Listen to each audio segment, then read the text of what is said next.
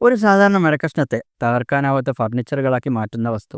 തലമുറകളായി ഇന്ത്യ യോജിപ്പിച്ചു നിർത്തുന്നതിൽ ഈ ഒരു വെള്ള ട്യൂബിന് വളരെ പ്രാധാന്യമുണ്ട്. നമ്മൾ ഇന്ന് സംസാരിക്കാൻ പോകുന്നത് ഫെവിക്കോളിനെ കുറിച്ചാണ്. ഈ ഒരു സാധാരണ അഡിസീവ് എങ്ങനെയാണ് നമ്മുടെ നിത്യജീവിതത്തിന്റെ ഭാഗമായി മാറിയത് എന്ന കഥയാണ്.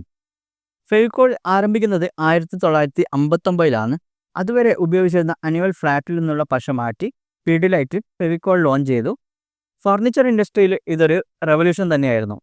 ഇന്നത് ഫർണിച്ചറുകളിൽ മാത്രമല്ല, കരകൗശല വിദഗ്ധരെ സ്കൂൾ പ്രൊജക്റ്റുകൾക്ക് വേണ്ടി കുട്ടികളടക്കം ഉപയോഗിക്കുന്ന ഒരു വസ്തുവായിട്ട് അത് മാറി.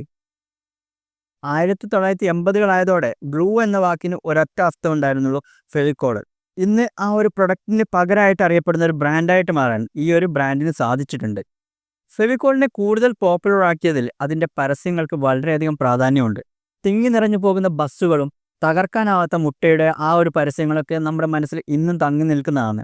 വളരെ ഇൻട്രസ്റ്റിങ്ങും ചിന്തിപ്പിക്കുന്നതുമായിരുന്നു അവരുടെ പരസ്യങ്ങൾ. അവയെല്ലാം നമ്മുടെ ഇന്നത്തെ ഓർമ്മകളുടെ ഒരു ഭാഗമായിട്ട് മാറി. ഇന്ന് ഫെവിക്കോൾ എന്ന വാക്ക് നമ്മൾ തകർക്കാനാവാത്ത ബന്ധങ്ങളെപ്പോലും വിശേഷിപ്പിക്കാൻ വേണ്ടി ആ ഒരു വാക്കിനെ ഉപയോഗിക്കുന്ന നിലയിലേക്ക് മാറിയിട്ടുണ്ട്. ഫർണിച്ചറുകൾ മാത്രമല്ല, നമുക്ക് പല ആവശ്യങ്ങൾക്കും, ഈവൻ കുട്ടികൾക്ക് ക്രാഫ്റ്റുകൾക്ക് പോലും ഇന്ന് ഫെവിക്കോൾ ഒരു ഒഴിച്ചുകൂടാൻ പറ്റാത്ത ഒരു വസ്തുവായിട്ട് മാറിയിട്ടുണ്ട്. ഇനി നിങ്ങളുടെ ഫെവിക്കോളുമായി ബന്ധപ്പെട്ട ഓർമ്മകൾ താഴെ കമൻറ്റിൽ പറയുക. രസകരമായ ഒരു ഫാക്റ്റ് കൂടി പറഞ്ഞ് നമുക്ക് ഈ വീഡിയോ അവസാനിപ്പിക്കാം.